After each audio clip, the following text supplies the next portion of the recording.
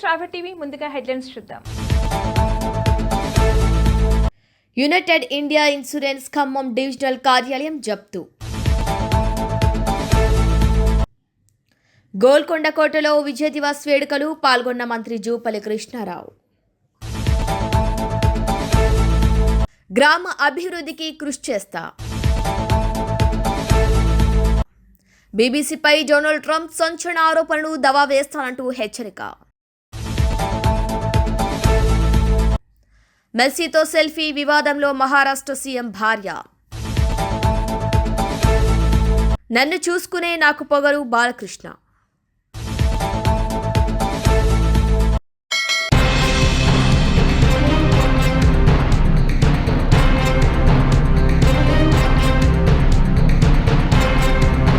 యాభై 54వ విజయ్ దివాస్ సందర్భంగా 1971లో ధైర్యం త్యాగంతో భారత్కు చారిత్రాత్మక విజయాన్ని అందించిన వీర సైనికులను పర్యాటక సాంస్కృతిక శాఖ మంత్రి జూపల్లి కృష్ణారావు స్మరించుకున్నారు.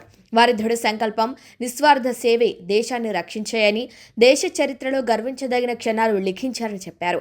ఈ విజయ్ దివాస్ వారి పరాక్రమానికి వందనమర్పించేదిగా, వారి అసమాన స్ఫూర్తికి చిహ్నంగా నిలుస్తుందని తెలిపారు. సైనికుల వీరత్వం తరాల పాటు భారతీయులకు స్ఫూర్తినిస్తూనే ఉంటుందని చెప్పారు. విజయ్ దివాస్ను పురస్కరించుకొని మంగళవారం చారిత్రక గోల్కొండ కోటలో నిర్వహించిన వేడుకల్లో ఆయన పాల్గొని ప్రసంగించారు. 1971 యుద్ధంలో భారత సాయుధ దళాలు కేవలం 13 రోజుల్లోనే చారిత్రక విజయం సాధించాయని, 93,000 మంది పాకిస్తాన్ సైనికులు లొంగిపోవడంతో బంగ్లాదేశ్ అవతరించిందని మంత్రి గుర్తు చేశారు. అప్పటి ప్రధానమంత్రి ఇందిరాగాంధీ దృఢమైన నాయకత్వమే ఈ విజయానికి ప్రధాన కారణమని తెలిపారు. అంతర్జాతీయ ఒత్తిళ్లు ఉన్నప్పటికీ జాతీయ ప్రయోజనాల కోసం ఆమె ధైర్యంగా నిర్ణయాలు తీసుకున్నారని, సాయుధ దళాలపై సంపూర్ణ విశ్వాసం ఉంచి వారికి పూర్తి స్వేచ్ఛనిచ్చారని అన్నారు. Field marshal Sam Manekshaw, Arun Khetarpal, Albert Ekka వంటి వీరుల త్యాగాలు దేశ చరిత్రలో శాశ్వతంగా నిలిచిపోతాయని చెప్పారు. లాంగేవాలా నుంచి తూర్పు యుద్ధరంగం వరకు ఆర్మీ, నేవీ, ఎయిర్ ఫోర్స్ సమన్వయంతో క్రమశిక్షణతో పోరాడిన తీరు దేశానికే గర్వకారణమని పేర్కొన్నారు. ఇటీవల పహల్గామ్ ఉగ్రదాడి నేపథ్యంలో చేపట్టిన ఆపరేషన్ సింధూర్ను ప్రస్తావించిన మంత్రి, భారత్ శాంతిని కోరుకుంటూనే జాతీయ భద్రతకు ముప్పు వస్తే గట్టిగా ప్రతిస్పందిస్తుందనే స్పష్టమైన సందేశాన్ని ప్రపంచానికి ఇచ్చిందన్నారు. గోల్కొండ కోట వంటి చారిత్రక ప్రదేశంలో విజయ్ దివాస్ను జరుపుకోవటం గర్వకారణమని, తెలంగాణ రాష్ట్రం ఎల్లప్పుడూ సాయుధ దళాల పక్షాన దృఢంగా నిలుస్తుందని మంత్రి స్పష్టం చేశారు. యువతరం ఈ స్వేచ్ఛ వెనుక ఉన్న త్యాగాల విలువను తెలుసుకోవాలని ఆయన పిలుపునిచ్చారు.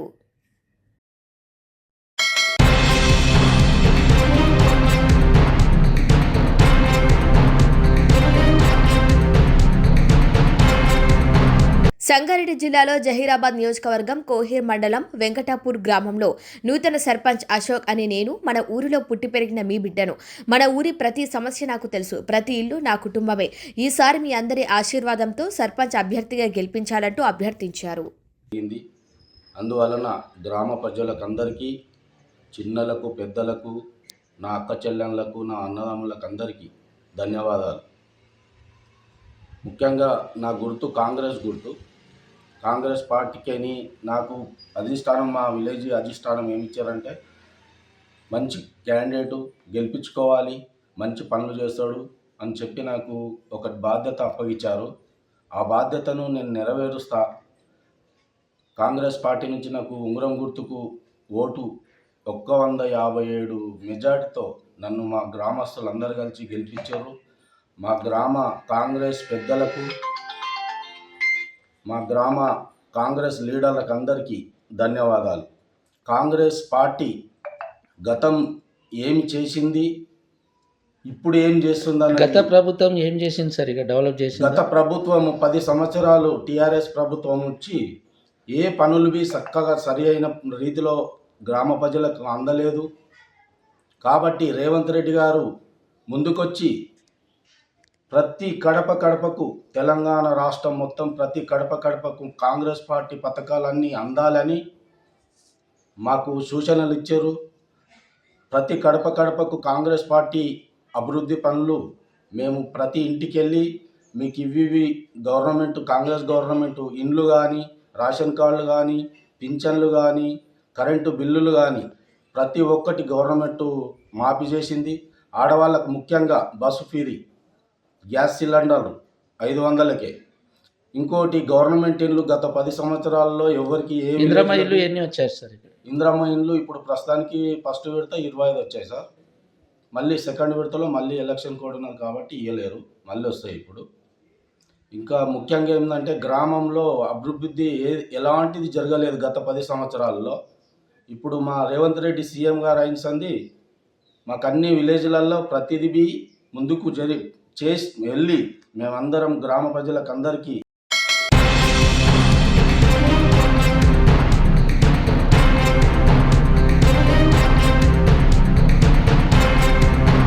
శివ స్వచ్ఛంద సంస్థ అధినేత మాజీ ఎమ్మెల్యే వేటుకూరి వెంకట శివరామరాజు జన్మదిన వేడుకలను నియోజకవర్గ ప్రధాన కేంద్రమైన ఉండిలో ఆయన అభిమానులు ఘనంగా నిర్వహించారు.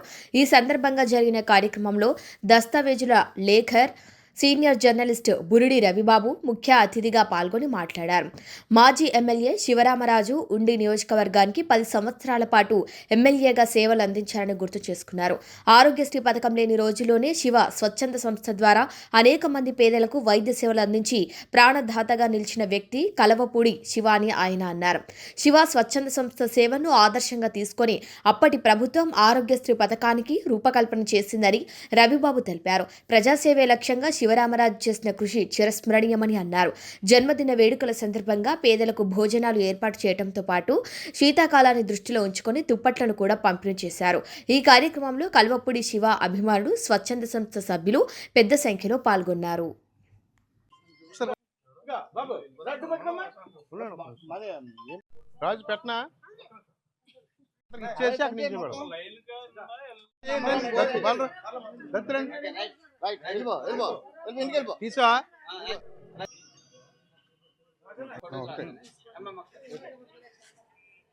పంచండి, తరగతి పంచండి.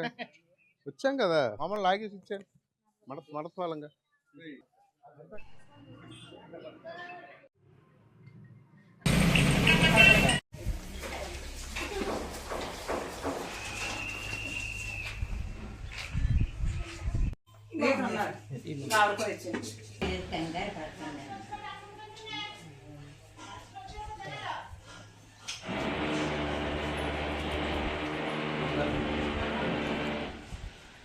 Anuradha Sugevava.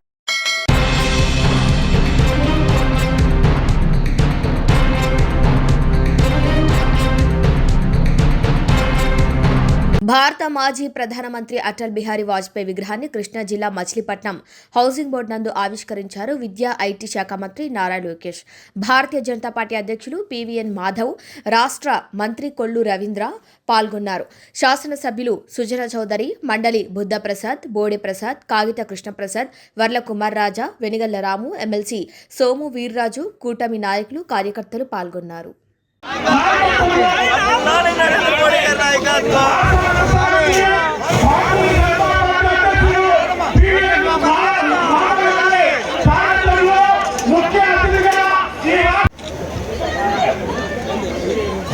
జిందాబాద్ అటల్ బిహారీ వాజ్పేయి గారు, అమర్ రహే అటల్ బిహారీ వాజ్పేయి గారు. కూటమి ఐక్యత, కూటమి ఐక్యత. మాతాకి, మాతాకి. అమర్ రహే అటల్ బిహారీ వాజ్పేయి జీ.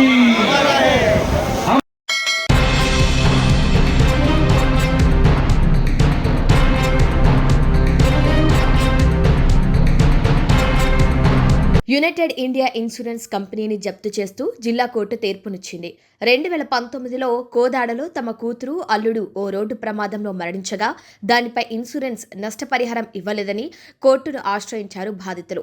2021లో కోర్టు బాధితులకు నష్టపరిహారం ఇవ్వాలని తీర్పునిచ్చింది. ఇన్సూరెన్స్ కంపెనీ చుట్టూ ఎంత తిరిగినా తమకు నష్టపరిహారం ఇవ్వకపోవడంతో మరొకసారి కోర్టును ఆశ్రయించారు బాధితులు. కోర్టు తీర్పును లెక్క చేయని ఇన్సూరెన్స్ ఆఫీసును అటాచ్ చేస్తూ జిల్లా కోర్టు తీర్పునిచ్చింది. దీంతో జ్యుడిషియల్ డిపార్ట్మెంట్ అధికారులు United India insurance Khammam divisional కార్యాలయాన్ని జప్తు చేసింది. 2019 జూలైలో మా కూతురు అల్లుడు కార్ యాక్సిడెంట్ చేశారు.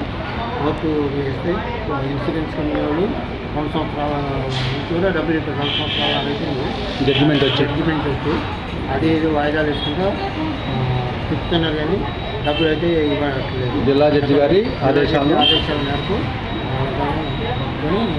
జప్తు చేస్తుంది. ఏ ఇన్సూరెన్స్ కంపెనీ అండి? United India insurance company. నా పేరు పలాడు శ్రీమన్నారాయణ. యాక్సిడెంట్లో నా కూతురు వాళ్ళు గారి పేరు ఇన్సూరెన్స్ కంపెనీ వాళ్ళు కోర్టు తీర్పు ఇచ్చారని వాళ్ళు డబ్బులు ఇట్లా సంవత్సరం నుంచి కూడా 18 నుంచి తీసుకోలేదు. దాని గురించి ఎంత ఆదేశాల మేరకు ఎంత ఎంత నష్టపరిహారం ఎంత స్వామి? 1,20,000. తీర్పు ఇచ్చింది. ఇవ్వకుండా తిప్పుతా కోర్టు అనుమతితోనే. ఏ ఇయర్లో జరిగింది యాక్సిడెంట్? ఏ సంవత్సరం? 2019 జూలైలో జరిగింది. ఎక్కడ జరిగింది?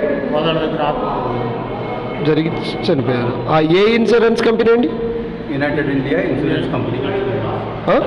United India.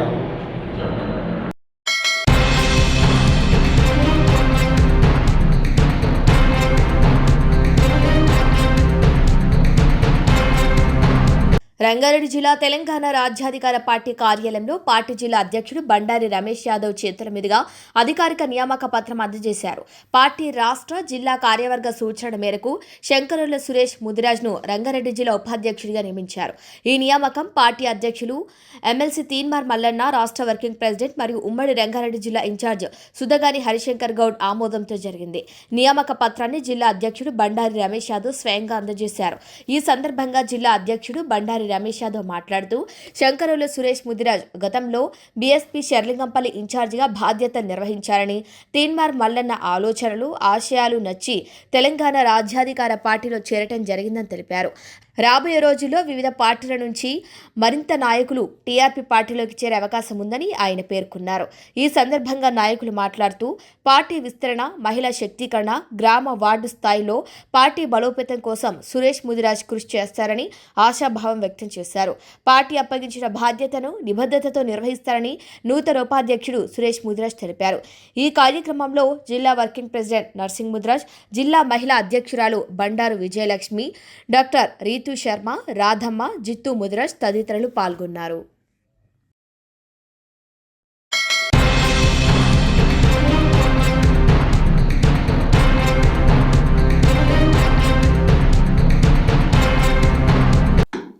మొట్టమొదటిది టీటీడీ ఆలయాలు ఏదైతే ఉన్నాయో, తర్వాత దేశంలో ఉన్నటువంటి మిగతా ఆలయాలకు కూడా ధ్వజస్తంభాలు టీటీడీ నుంచి ఏర్పాటు చేయాలనే ఉద్దేశంతో పలమనేరు దగ్గర ఉన్నటువంటి మన టీటీడీ ల్యాండ్లో 100 ఎకరాల్లో మనం ఈ ధ్వజస్తంభానికి సంబంధించినటువంటి చెట్ల పెంపకం కోసం ప్రణాళిక సిద్ధం చేస్తున్నాం. అది త్వరలోనే ప్రారంభిస్తామని చెప్పి తెలియజేస్తున్నాను. రెండవది, తిరుపతిలోని పద్మావతి చిన్నపిల్లల హృదయాలు ఏదైతే హాస్పిటల్ ఉందో దానికి కొంత ఇన్కంప్లీట్ ఉంది బిల్డింగు. సో అది అత్యాధునిక సౌకర్యాలతో దాన్ని తయారు చేయాలనేటువంటి ఉద్దేశంతో ఇంకో 48 కోట్లు శాంక్షన్ చేయడం జరిగింది. ఇక త్వరలోనే అది కంప్లీట్ చేసుకొని ఇనాగ్రేషన్ చేసుకోవటం కూడా జరుగుతుంది. ఇక పోతే TTD board education sub committee ఇచ్చిన నివేదిక ఆధారంగా టీటీడీలోని 31 విద్యా సంస్థల్లో డిజిటల్ క్లాస్ రూమ్లు, సీసీ కెమెరాలు, కంప్యూటర్లు, అందుకు అవసరమైనటువంటి సాఫ్ట్వేర్ ఇవన్నీ కూడా సిబ్బంది తదితర సౌకర్యాలు కల్పించేందుకు ఆమోదం తెలపడం జరిగింది. ముంబైలోని బాంద్రా ప్రాంతంలో ఉన్నటువంటి ఈ మధ్యనే ఒక 800 గజాలు మహారాష్ట్ర ప్రభుత్వం టీటీడీకి ఇచ్చింది. దాంట్లో 14.4 కోట్లతో అక్కడ ఆలయం నిర్మించాలని చెప్పేటి విషయాన్ని ఆమోదించడం జరిగింది. భక్తుల సౌకర్యార్థం తిరుపతిలోని 20 ఎకరాల్లో ఇంటిగ్రేటెడ్ టౌన్షిప్ నిర్మాణం చేయాలని అనుకున్నాం. దానికి ఇప్పుడు ఎక్కడైతే తిరుమలలో కింద అలిపిరి దగ్గర ఈ శిల్పకళలు ఏదైతే తయారు చేస్తున్నారో వాళ్ళని వేరే చోటకు మార్చి అక్కడ ఉన్నటువంటి 20-25 ఎకరాల్లో అక్కడ ఒక పెద్ద టౌన్షిప్ 20-25 వేల మంది భక్తులకి సౌకర్యార్థం ఉండేటట్టుగా వసతి, అక్కడనే వాళ్ళకి అన్నదానం, అక్కడి నుంచి పైకి రావడానికి ట్రాన్స్పోర్టు, ఒక ఎంటర్టైన్మెంటు, ఇవన్నీ కూడా టూరిస్ట్ కాంప్లెక్స్ కట్టాలనేటువంటిది ఉద్దేశంతో ఈరోజు బోర్డు ఆమోదం తెలిపింది. దానికి తయారు చేసేదానికి ఎవరైతే ఇంపార్టెంట్ పెద్ద ఆర్కిటెక్ట్ వాళ్ళని కూడా ఇన్వైట్ చేయాలనే ఉద్దేశంతో తీర్మానం చేయడం జరిగింది. దాతల కాటేజీల నిర్వహణ నిర్మాణాలపై నూతన సమగ్ర విధానం తీసుకురావాలనేటువంటిది నిర్ణయం చేశాం.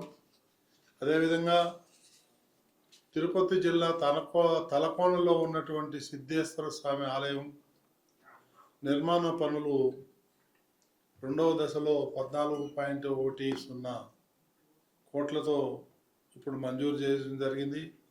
మొదటి దశలో 4 కోట్లు మంజూరు చేశాం. ఇంకో 14.1 కోట్లు మంజూరు చేయడం జరిగింది. తిరుపతిలోని పద్మావతి మహిళా డిగ్రీ కళాశాలలో ప్రస్తుతం ఉన్న 2100 హాస్టల్ సీట్ నుంచి మరో 270 సీట్లు అదనంగా పెంచాలనేటువంటి నిర్ణయం తీసుకోవడం జరిగింది. అదేవిధంగా టీటీడీ ఇంజనీరింగ్ విభాగంలో 4 కేటగిరీల్లో ఉన్నటువంటి 60 పోస్టులకు ఇప్పటికే నోటిఫికేషన్ ఇచ్చున్నారు. దాన్ని ఆధారంగా వాళ్ళని రిక్రూట్మెంట్ చేయటం కూడా జరుగుతుంది త్వరలోనే. ఇక తిరుపతిలోని టీటీడీ నిర్వహిస్తున్న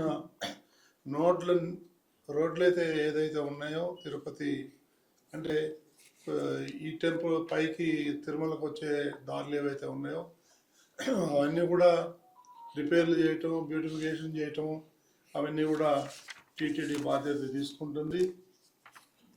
దానికి అనుగుణంగానే ఈరోజు మనం ఈ తీర్మానం చేయటం జరిగింది. ఆ విద్యుత్ దీపాలు అయితే ఏముంది, రోడ్ల మరమ్మతులు ఏవైతే ఉందో అవన్నీ కూడా టీటీడీ చేయాలని చెప్పి నిర్ణయం తీసుకోవటం.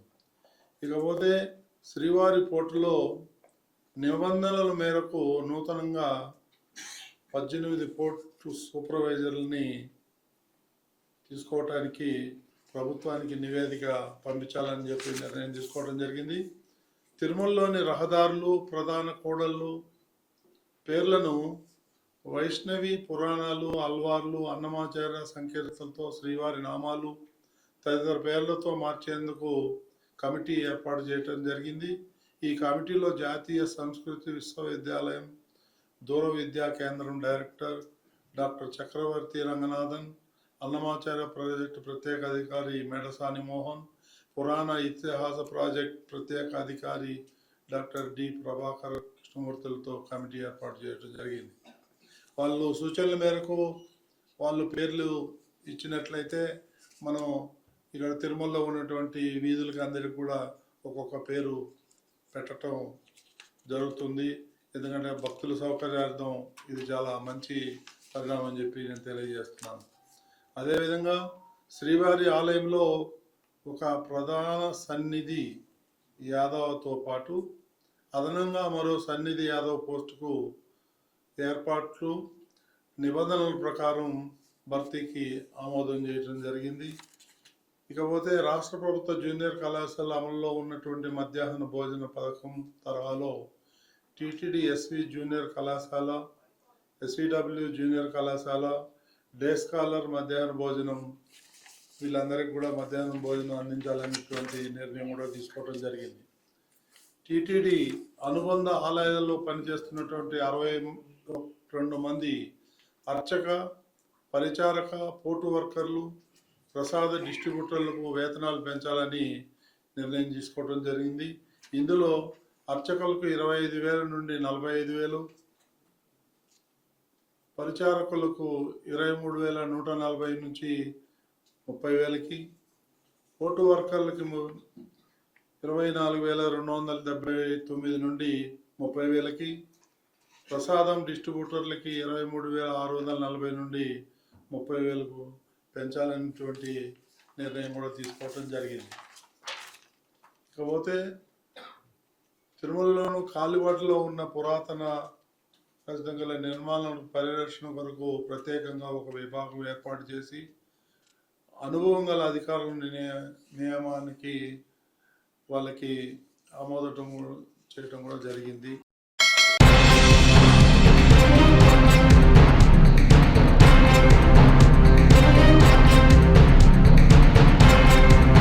బులెటిన్ హెడ్లైన్స్ మరొకసారి. United India insurance Khammam divisional కార్యాలయం జప్తు. గోల్కొండ కోటలో విజయ దివాస్ వేడుకలు పాల్గొన్న మంత్రి జూపల్లి కృష్ణారావు. గ్రామ అభివృద్ధికి కృషి చేస్తా. బీబీసీపై డొనాల్డ్ ట్రంప్ సంచలన ఆరోపణలు దవా వేస్తానంటూ హెచ్చరిక. మెస్సీతో సెల్ఫీ వివాదంలో మహారాష్ట్ర సీఎం భార్య. నన్ను చూసుకునే నాకు పొగరు బాలకృష్ణ. ఇవి వాళ్ళ బులెటిన్ అప్డేట్స్. కీప్ వాచింగ్ స్ట్రాబె టీవీ.